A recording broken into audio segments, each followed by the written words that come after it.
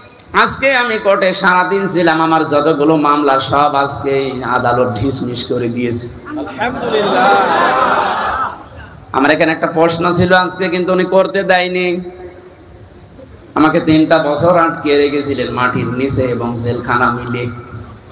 আমার প্রশ্ন হচ্ছে, আপনি আমাকে মামলা দিয়ে 3টা বছর আটক রাখলেন, যে আমার অপরাধ আছে কিনা। 3 বছর পরে আজকে প্রমাণ হলো যে আমি নির্দোষ, কোনো অপরাধ নেই।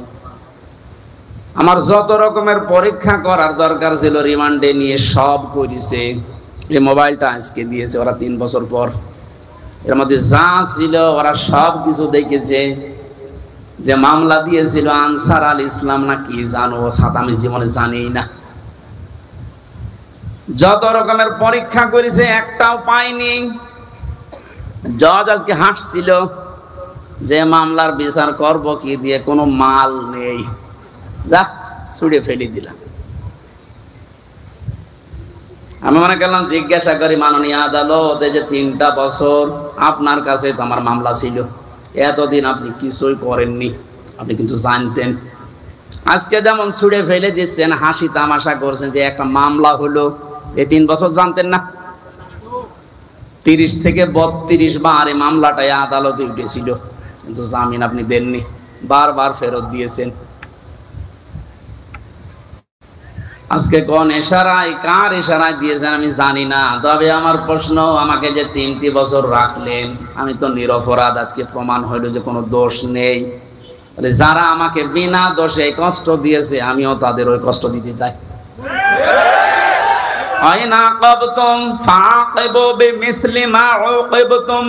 যতটুকু অত্যাচারিত হও অতটুকু করো। তা আমি যেহেতু হয়েছি করানো, আমাকে জানিয়েছে, সুতরাং আমি যতটুকু পেয়েছি। মাটির নিচে আপনারা আমাকে রেখেছিলেন, আমার মামলার আয়ু থেকে শুরু করে উপরের যে নির্দেশদাতা পর্যন্ত প্রত্যেককে আমি এই 3 বছর মাটির নিচে রাখতে চাই। আমি বেশি করছি না, সমান সমান করছি। এটা যদি আপনি না করতে পারেন, আগামীতে আমার মতো আরো মানুষ বিনা কারণে 3 বছর 5 বছর না 10 বছর 15 বছর মাটির নিচে জেলখানায় থাকবে, কোনো বিচার হবে না। 15 বছর পরে লোকটা যখন বের হবে, আপনি রায় দিয়ে দেবেন যে নির্দোষ, কোনো দোষ নেই, তাহলে 15 বছর আপনি ফিরিয়ে দেন। আমার জীবন থেকে আপনি 3টা বছর নষ্ট করে দিলেন যাদের কথা মতো। এই মানুষগুলো তো কিয়ামতে মামলার আসামি হবে, কারণ আল্লাহ আপনাকে মাফ করবে না যতক্ষণ হামজা মাফ না করে। কারণ আপনি আল্লাহর ক্ষতি করেননি, ক্ষতি করেছেন হামজার। ওটা যদি হক্কুল ইবাদ হয়তো, হক্কুল্লাহ হয়তো আল্লাহ মাফ করে দিত, কিন্তু এটা তো হক্কুল ইবাদ, বান্দার হক আপনি নষ্ট করেছেন যাদের ইশারায়। তাদেরকে আপনি বলবেন, এই মানুষগুলো যদি হামজার কাছে মাফ না চায়, কোনোদিন লোকটা জান্নাতে যেতে পারবে না। দ্বিতীয় সিস্টেম হচ্ছে লোকটা জালিম। যারা টপ টু বটন ছিল এতদিন, এরা সবগুলো কোরআনের ভাষায় জালিম। জালিমদের জন্য সবচাইতে আমার ভয় লাগে সূরা শুরার 42 নম্বর আয়াতটা পড়লে, ইন্নামাস সাবিলু আলাল্লাযিনা ইয়াযলিমুনান নাস ইলা আখির আয়াত। আল্লাহ পাক বলেন, অবশ্যই আমি আল্লাহ নিজে মামলা দায়ের করব, নিজে অভিযোগ দায়ের করব, কেস করব। শব্দের অর্থ দিকে খেয়াল করেছেন, ইন্নামাস সাবিলু আলাল্লাযিনা ইয়াযলিমুনান নাস। আল্লাহ ইয়াযলিমুনাল মুসলিমুনা দেননি, ইয়াযলিমুনান নাস দিয়েছেন। এটা মজারে বর্তমান ভবিষ্যৎ, প্রেজেন্ট ফিউচার, 2টা কাল নিয়ে আল্লাহ শব্দ দিলেন কেন?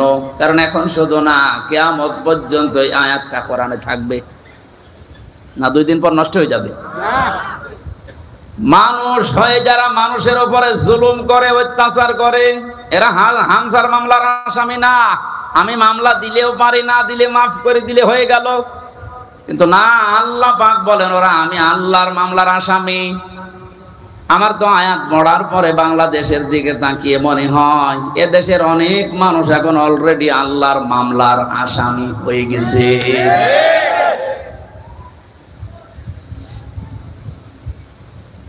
যিনি বিচারপতি, যিনি রায় দেবেন, তিনি যদি মামলার বাদী হয়, বলেন আপনার পক্ষে রায় আসার সম্ভাবনা আছে?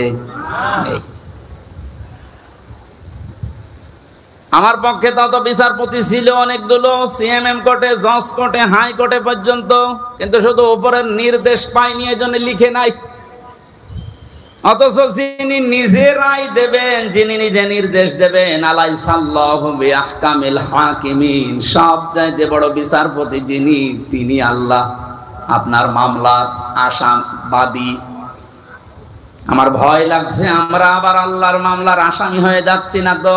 ওয়ায়াবগুনা ফিল আরদি বিগাইরিল হক, অন্যায় ভাবে পৃথিবীতে বিদ্রোহ করে যারা বেড়ায়, এই দুই প্রকার মানুষ আল্লাহর মামলার আসামি। আর এই দুই প্রকার মানুষ এখন বাংলাদেশে বেশি।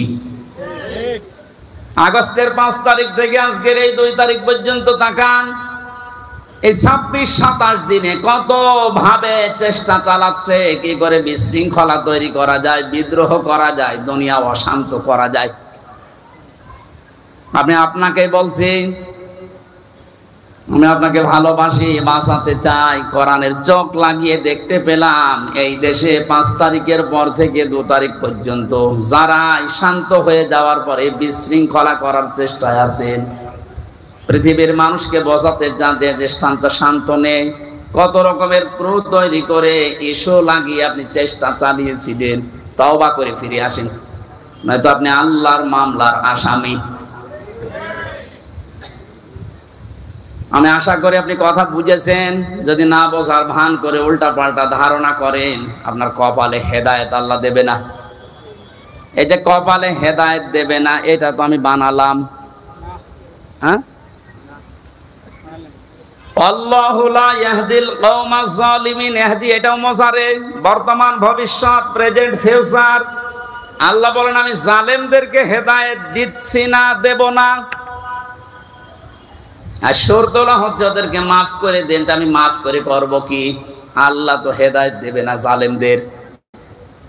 কারণ এত কঠিন নিকৃষ্ট আল্লাহর কাছে শব্দটা।